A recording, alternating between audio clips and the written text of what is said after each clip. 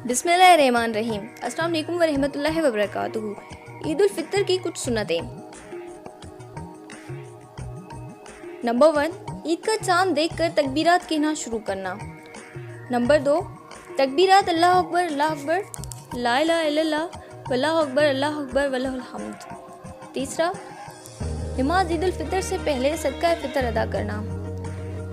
चौथा, गुस्ल करना। पांचवा, अच्छा लिबास पहनना। छठा, खुशबू लगाना और मिसवाक करना। सातवां, नमाज ईद उल फितर से पहले ताक खजूरें खाना।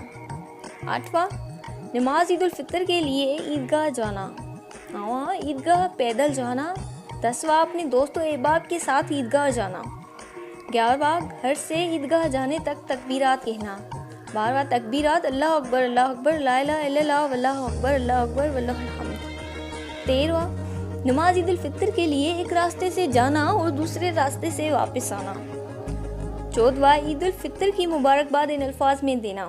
तक़ब्बलल्लाहु मिन्ना व मिन्नक, अल्लाह रहमानुर रहीम, हमारे और तुम्हारे तरफ से कबूल फरमाए। इस वीडियो में रसूलुल्लाह सल्लल्लाहु अलैहि वसल्लम और उनके असहाबा कराम की सुन्नतें बयान की गई हैं। ईद उल फितर के आने से पहले तमाम लोगों तक शेयर करें। जज़ाकुमुल्लाह खैरा।